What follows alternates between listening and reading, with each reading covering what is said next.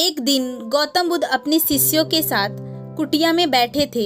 सभी शिष्य जानना चाहते थे कि मोक्ष कैसे प्राप्त किया जा सकता है। इसलिए उन्होंने महात्मा बुद्ध से निवेदन किया कि वो आज मोक्ष पर उपदेश दे। शिष्यों की बात सुनकर महात्मा बुद्ध ने एक कहानी सुनानी शुरू की। यह कहानी थी एक जल्लाद और भिक्षुक की। अपने राज्य का मुख्य जल्लाद, जिसने बहुत से गुनहगारों को दंड दिया था, अब रिटायर होकर राज्य से बाहर एक कुटिया बनाकर रहता था, अपना जीवन व्यतीत करता था। उसे हमेशा लगता था कि उसने कितने लोगों की हत्या की है, वे कितना बड़ा पापी है। ऐसे ख्यालों से वह हमेशा घिरा रहता था। वह अपना सारा दिन पश्चाताप में ही गुजारता था।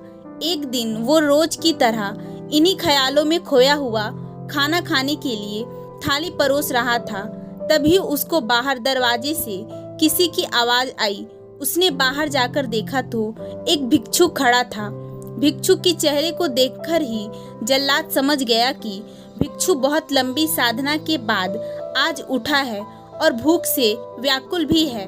जल्लाद के मन में आया कि जिंदगी भर तो मैंने बस हत्या ही की है, आज मौका मिला है कुछ पुण्य कमाने का। उसने भिक्षु को पूरा सम्मान के साथ अंदर बुलाया। वो अपने खाने की थाली उसे दे दी। भिक्षु खाना देखकर बहुत प्रसन्न हुआ। भरपेट भोजन करके भिक्षु ने जल्लाद से बातचीत करना शुरू की। जल्लाद ने भिक्षु को अपनी जीवन की सारी कहानी सुनाई। उसने बताया वो कैसे काम करता था, उसने कितने लोगों को फांसी दी और वे सोचता है कि वे कितना बड़ा अपराधी है।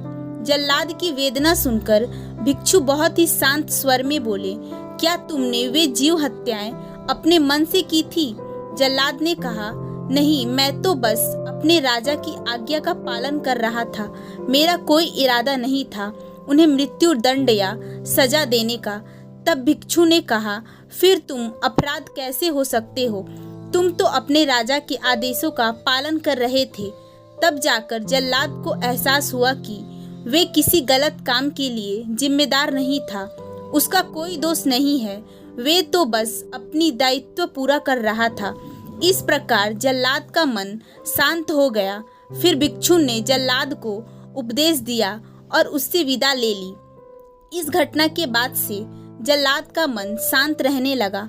उसने भिक्षु द्वारा दिए गए उपदेशों व शिक्षाओं का पूरा नियम पूर्वक पालन भी किया, जिससे उसे ज्ञान की प्राप्ति भी हुई और उसकी मौत के बाद उसे मोक्ष प्राप्त हुआ। इतना कहकर बुद्ध ने अपनी कहानी को विराम दिया। सभी शिष्य बहुत ही आश्चर्य के साथ बुद्ध के तरफ देख रहे थे। किसी को समझ नहीं आ रहा था कि जिसने इतनी सारी हत्याएं की हो उसे मोक्ष कैसे प्राप्त हो सकता है। तब एक शिष्य ने यह दुविधा बुद्ध के सामने रखी। तब महात्मा बुद्ध ने शिष्यों को समझाया कि भिक्षु के उपदेश से जल्लाद को ज्ञान प्राप्त हो चुका था।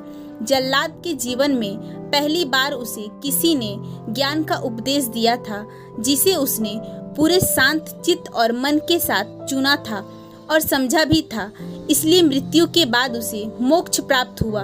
अपनी बात को विराम देते हुए अंत में बुद्ध बोले, बिना ज्ञान के हजारों शब्दों का उपदेश भी बेकार है, किंतु जब शांत मन से उपदेश का एक शब्द भी सुन लिया जाए तो वे ज्ञान देता है और ज्ञान से ही मोक्ष की प्राप्ति होती है।